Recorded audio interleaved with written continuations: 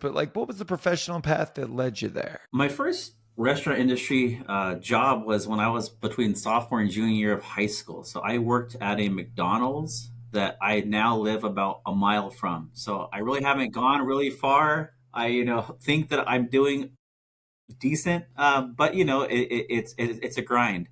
The restaurant space, I love how messy it is, and it's very dynamic. It's always changing. There's no barriers to entry. Guests change what they like every day. Chasing those things is crazy. So for me, I'm a person that needs to be constantly busy and fixing things, or I'm bored, and that's perfect for the restaurant world. It for me, it just keeps me engaged. I left the industry at one point for about a year and a half, and I was just bored.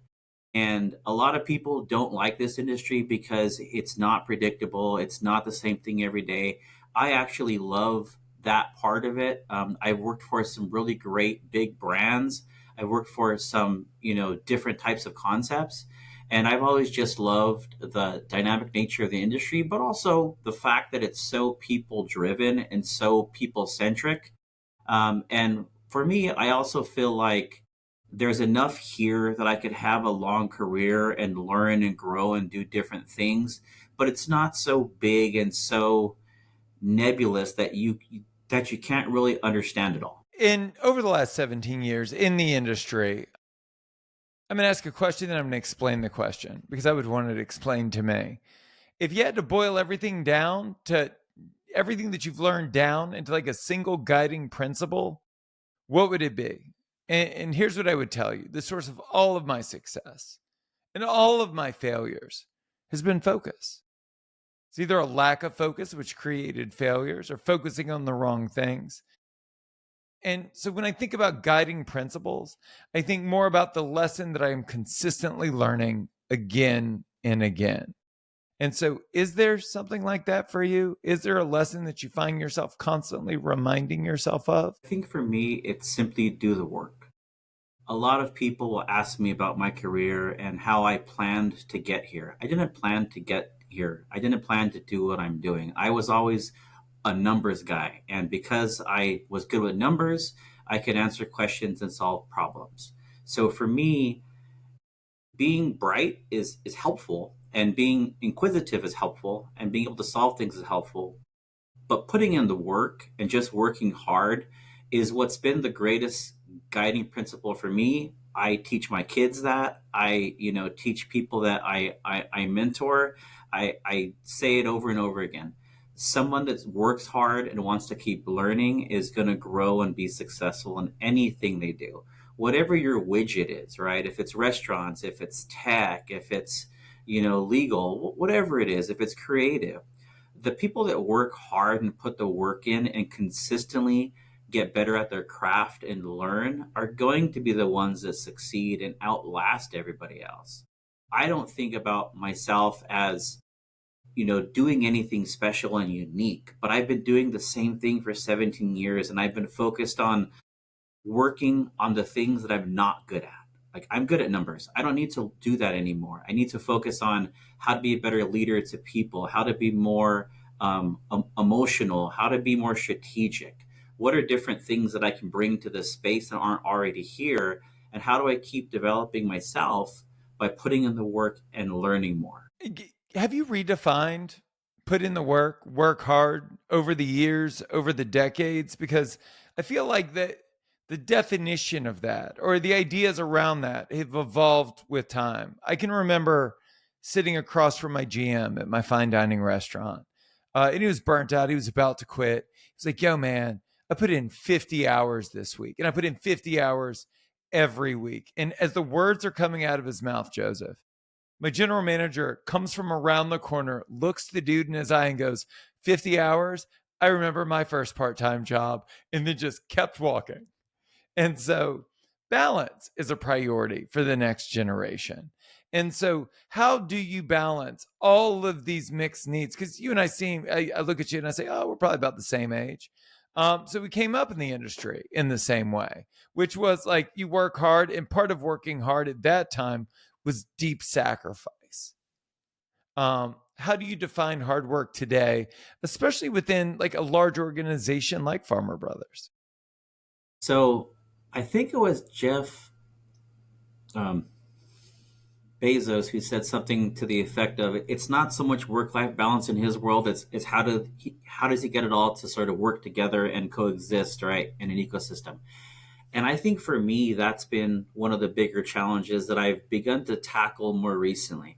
You know, 8 months ago, I was pretty burnt out. I drove up this sort of charge in my career since I finished college when I was in my mid 20s, and have just really been very focused on learning, growing, doing more, copy, repeat, so on and so forth. I had kids about 8 years ago, and that became part of the routine. My wife has a career that's also really demanding, and the two of us, we just focused on each other, our kids, and our careers, but we didn't focus on ourselves. And so for me, I began getting a lot more focused on investing time in myself, physically and in what I eat, and but also being much more active and exercising and just getting out more, because it's very easy to let everything that happens in my career or with my kids or with other things that I'm responsible for take control and not invest back in myself. So working hard for me is saying, of all the time that I'm not going to be asleep and not going to be relaxing or with my kids, what do I do at that time? And how do I best utilize it to invest in myself and get the most return on that investment? And so with work, I used to work, till 10 o'clock at night regularly, two, three times a week. I try not to do that anymore.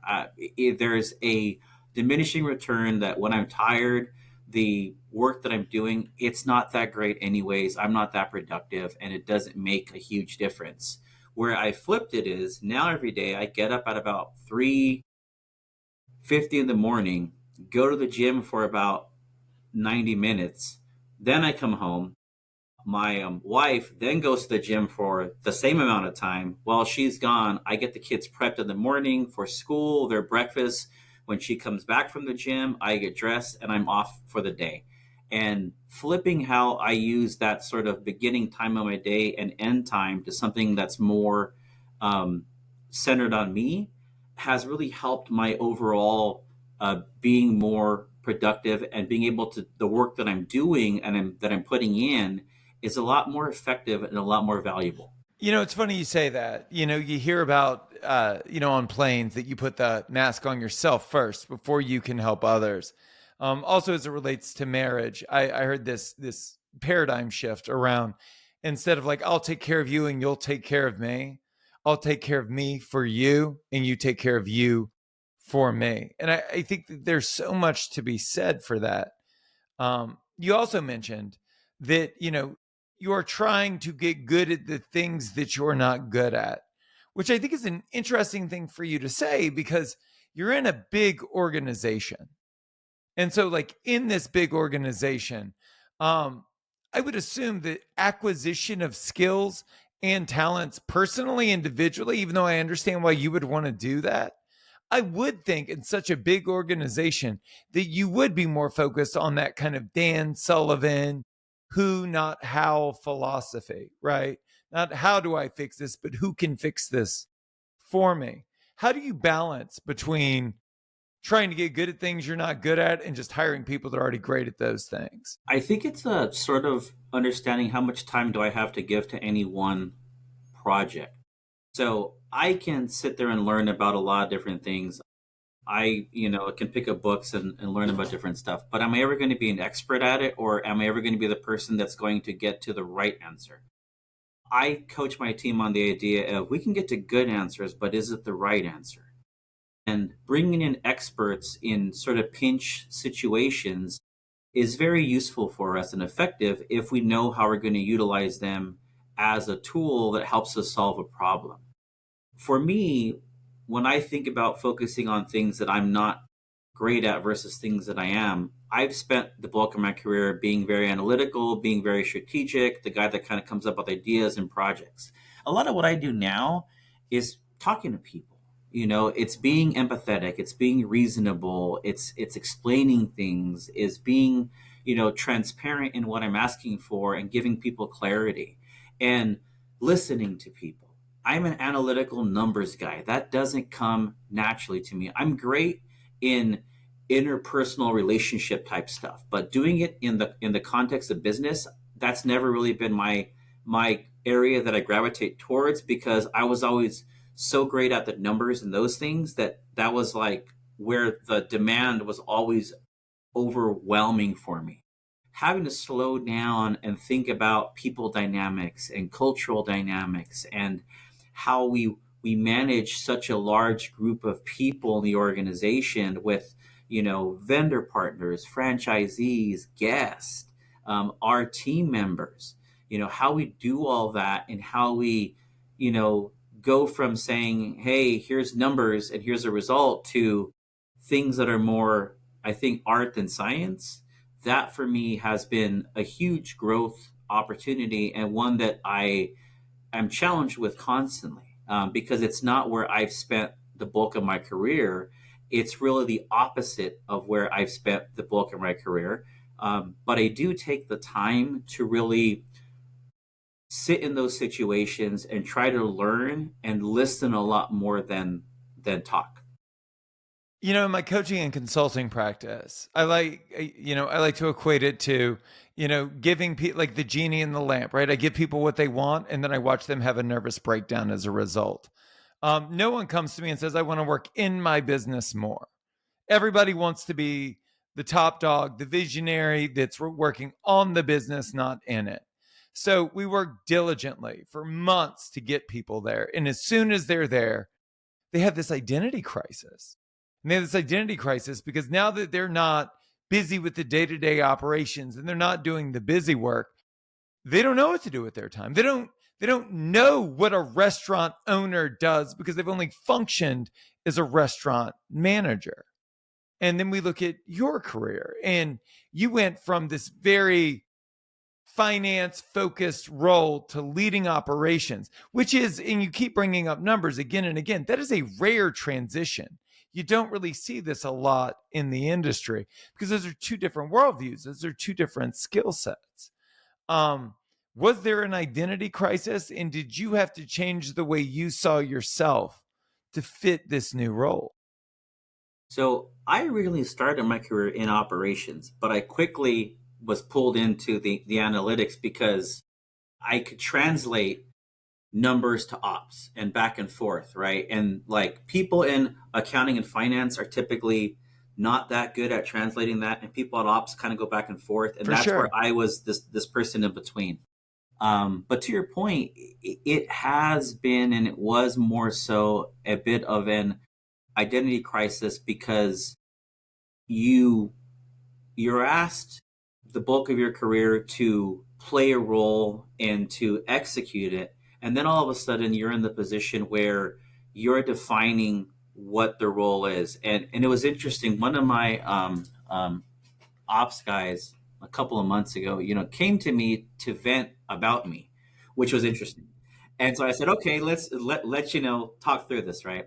And I understood what his perspective was around, my leadership style and being different than what he was accustomed to, and wanting more of the culture building and more of the, leadership type to come out of me to the organization, because he sees it, but not everybody gets to see it. And I took it with me, and I sort of thought about it for a few days. And, fundamentally, what was different is that everyone's roles is to make sure they execute what we need them to for the brand to be successful. My role is to make sure everybody's checks don't bounce, right? I got to make sure this thing works. Like having a piece of it and making sure that, hey, did we collect what we're supposed to collect? Did we pay who we're supposed to pay? Did the food show up? Did we get sued? Hopefully we didn't. Putting it all together and making it all go versus being pieces of it, right, is a lot different. And I love it, but it's a bit lonely at times. Now, Farmer Boys has founders who are still engaged in the business, so I lean on them a lot to give me perspective and help me understand, how do we think about this differently. They're not, traditional corporate guys, so I think that's where I add a lot to the conversation and a different sort of way of looking at things, and that helps me in because they're very much entrepreneurs to the core. Like, they're super entrepreneurial, they're, risk takers, go big or go home. And that's where I feel like I can reach out to somebody and talk to them because they are still active in the business, and it's super helpful. I would have much rather been the founder of Farmer Boys than the CEO. And I'll tell you why. In 1981, this was a really innovative concept without a lot of competition in the market. And now here we are. Fast casual is definitely a thing. It's a highly competitive market today. There are new entrants into this market every year. And then there you are, right? Like in this leadership position, commanding operations, in charge of the brand's future, which is, I mean, that's a tall order to fill. Leveraging your skill set and your past experience. Um, I would assume you wouldn't have taken the role, Joseph, if you didn't think that you had value to add, if you didn't think that there was room for improvement. So, in taking the role, how do you envision the future of Farmer Boys? I came to Farmer Boys because I'm a restaurant industry nerd at heart, and I study a lot of brands and I look at a lot of brands. And I came to Farmer Boys about a decade before I came to the organization in these roles. I came as a customer, and I always liked the fact that it was kind of an old school feel, an old school burger Yeah. quality, and I got what I paid for. Um, I believe that Farmer Boys has a lot of room to grow. As we've gone beyond our core markets, we've been successful. Our brand resonates well. It's easy for people to get. We're not doing anything different, all that different from a menu perspective, but from an execution and what we offer and how we think about what we provide to our guests. It is different, right? To have a what we call, fast casual, QSR, whatever it is, right? We aren't quite, full service like a Denny's or an IHOP. We're not quite fast casual because we have a drive-through. We're not quite QSR because our drive-through is not really our core focus, and our food is all made to order. So we're like a bit of a misfit and a mixture of all these things. And that's what I think is cool about us. And that's what I like, is that I do think we can scale a lot more.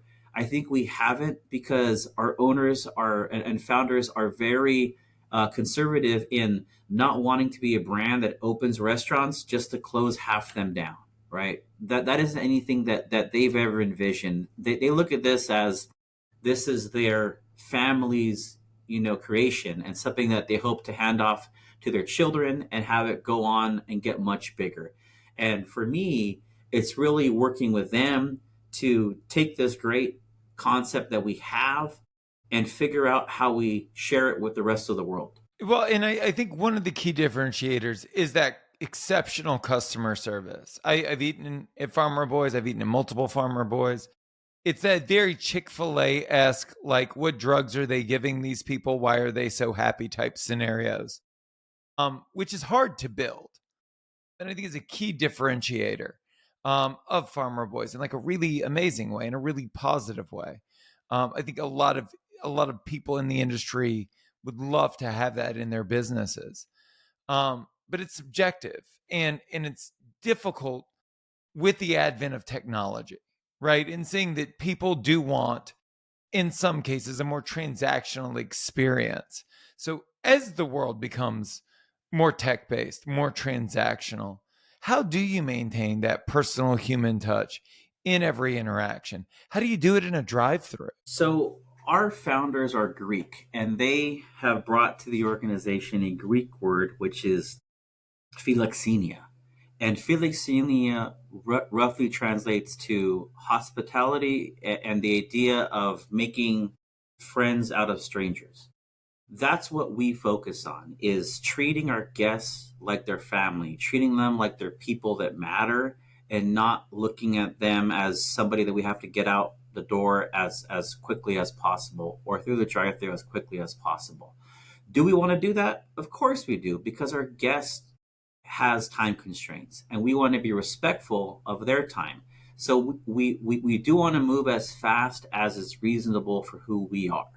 We're not, focusing on being McDonald's or Taco Bell that can go light speed much more than we can in speed. But we do want to be the best version of ourselves.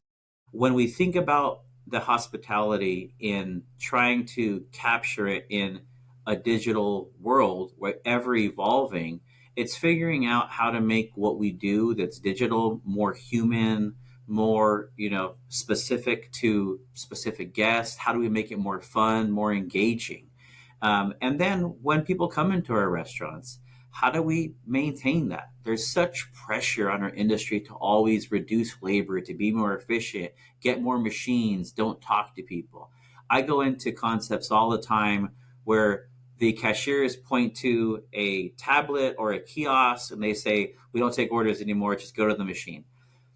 That's what some brands have to do, and that's good for them. For us, that's something that we're going to challenge, and we're going to try to continue to focus on having a human touch.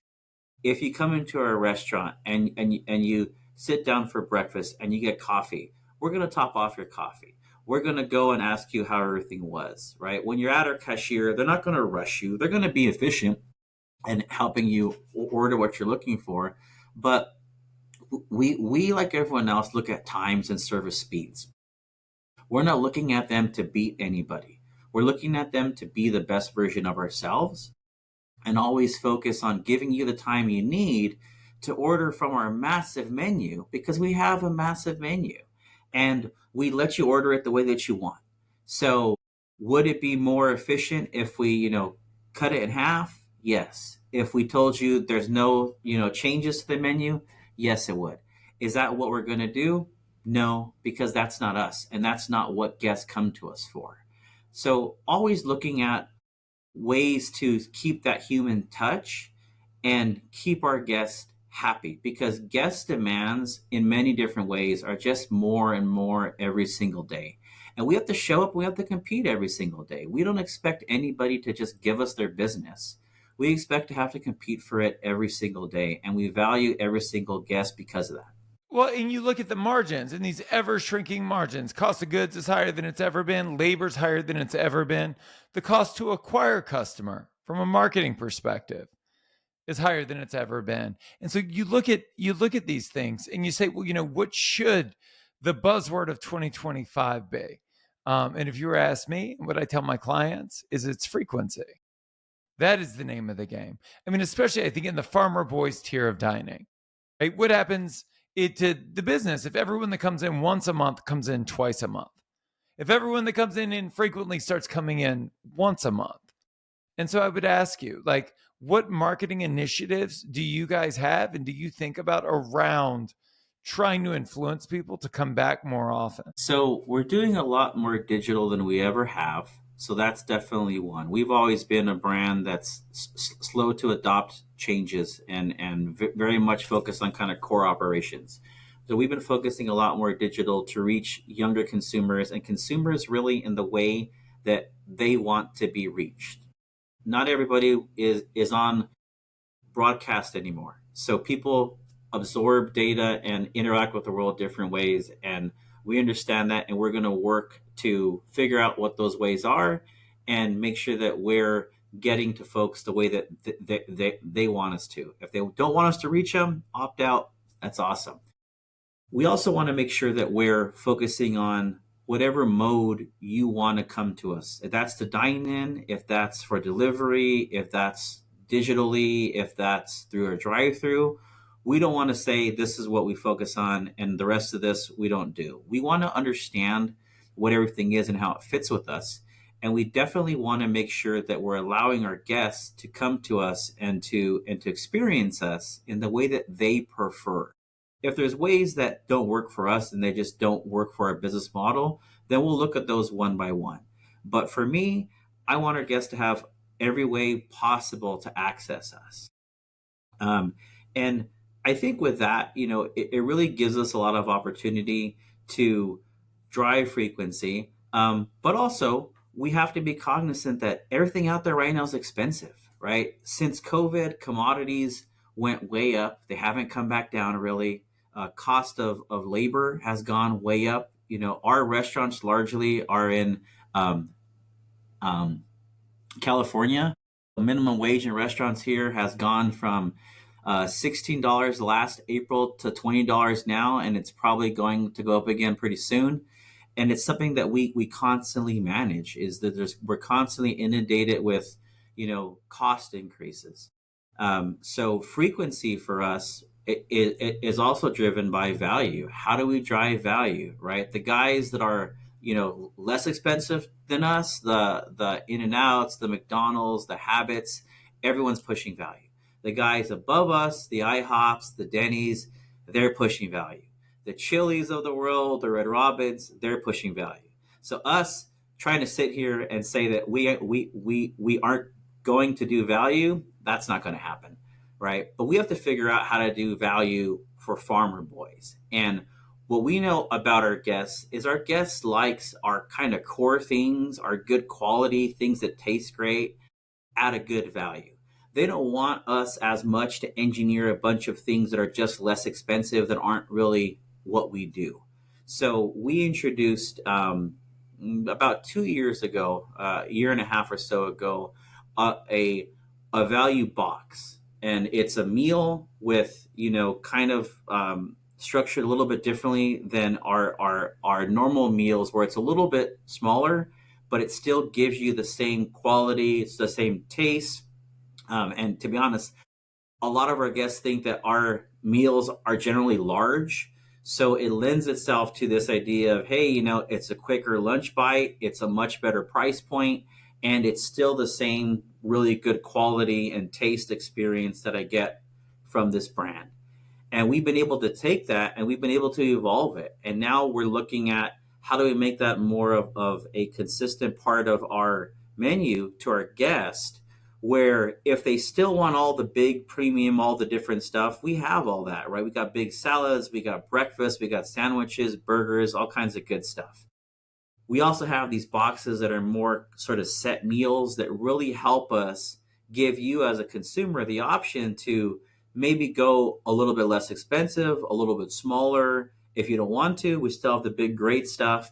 But using these boxes and cycling them out to give people different options and more frequency, and also beginning to introduce some new items through the box menu has really helped us. And our guests, it really resonates with them.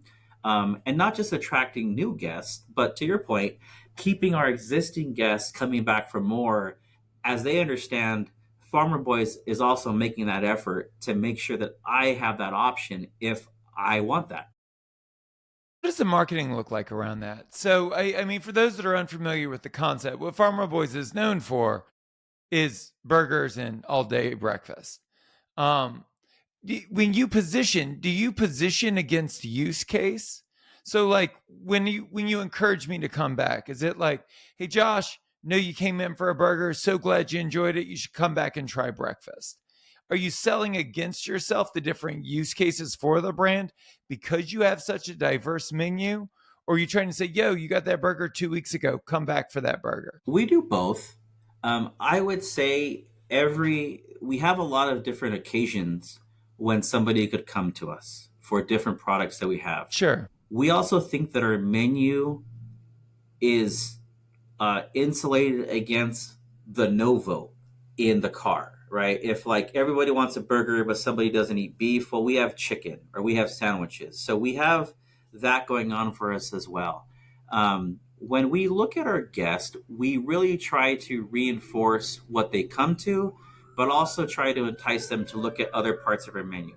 I'm a great example. When I was just a consumer of the brand, I never went to breakfast. I didn't really even know that we had breakfast. I always just went for lunch or dinner and had the great, onion rings and zucchini and the burgers or salads, and that was it. And when I was coming in, when they reached out to me initially to come to the organization, someone said, "Well, have you tried our breakfast?" And I said, "No, I didn't really even ever think of you guys for breakfast." And I did, and I thought it was a great value in a drive-through, and it was amazing. And I think that's what we have with a, a lot of our customers. They're very planned in what they do and why they come to us, and our ability to get them to explore our menu a bit more and maybe think about us in different ways for different occasions is always for us a huge opportunity. So if you're a member of our our loyalty program, we actually begin to learn, what you like and who you are. So we definitely give you more of that.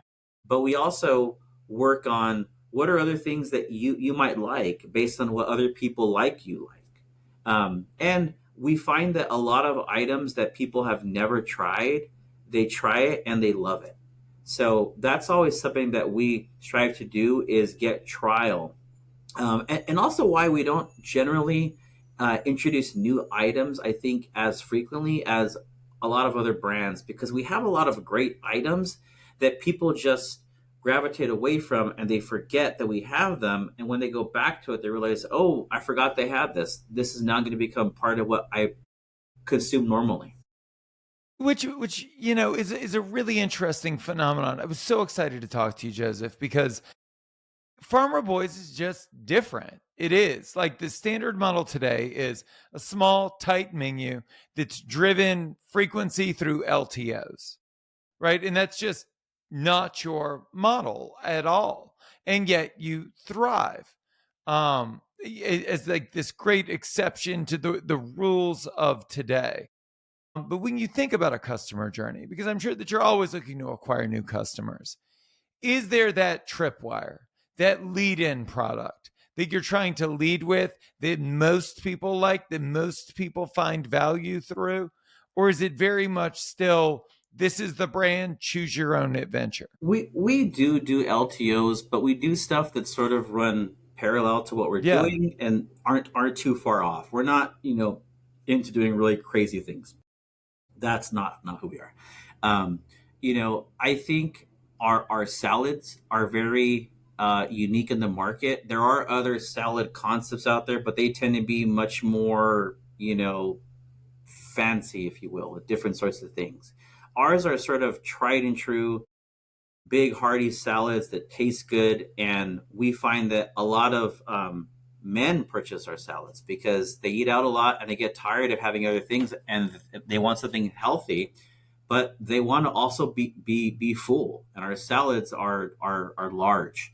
Our salads and particularly our Cobb salad. Our Cobb is just an amazing salad for us, right? It people love the thing, and our ranch we actually make it fresh in house, so that's something that our guests love. They put the ranch on their zucchini, on their onion rings, on their burgers, on their sandwiches, on their salads, pretty much everything, and they love that. And our burgers, right? Our burgers with bacon, with avocado. Our founders tell us that they're one of the first brands to really embrace avocado in burgers, and now it's very common. So I think for us, when we look at LTOs and sort of product and what we think about, we always want to serve something that's good, that's high quality, that's fresh, that's good, that people think this is a great product. Is our stuff going to always be the best out there?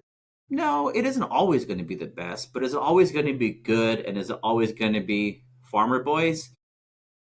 We don't think it's always just going to be good. We think it's always going to be great if we do it right and we're consistent. And as a guest, you're going to be happy with it. I'm sure. I mean, you see all the same trends I do, and I'm curious to know in the fast casual space, what are the trends that you think are overhyped, And then what's a trend that you think is completely overlooked? Overhyped. I mean, There's so much to choose there's from. yeah, there's a lot. I think the industry is just sort of overbuilt right now. I mean, I'm in the burger space, so everyone's in that space. When I look at trends that I think delivery, and it's not really a trend, but I think delivery is going to get slower. I think consumers are beginning to get further away from having it all the time from COVID and are just beginning to push back to now they like to order in advance, but they'll come and pick up more so than pay the extra, 30%. $15. Yeah, Yeah, for sure. It's crazy. it's crazy. So I think that's one that's going to contract a bit. I think there's a lot being built right now in chicken, and it kind of goes in waves, and who's hot and who's not. I feel like chicken might contract a little bit in all the tenders, the sandwiches. Everyone seems to be doing a sandwich now and in different ways. And brands that, didn't want to, they're beginning to pull back.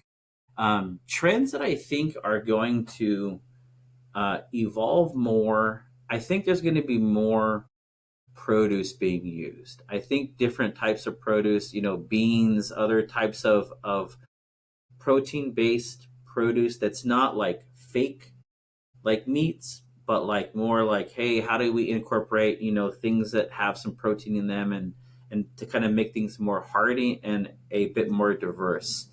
Um, Another one that's interesting to me is with all of the bird flus and things like that. A couple years ago, or more so pre-COVID, there was a huge push by some brands around, chicken never having antibiotics, never having all Right. these things, and then they would get sick and you would lose half the crop because they weren't on antibiotics anymore. And I think that's an interesting one because the big producers have pulled back on that. And I don't know if it's really sustainable to have a supply chain that's so free of those things and try to feed as many people as we have to with such a narrow distribution and that actually working. Because right now, right, the bird flu going on keeps going around in circles. It's been months, and now it's giving the flu to the beef, and the beef back to the chickens, and the cost of eggs is going sky high.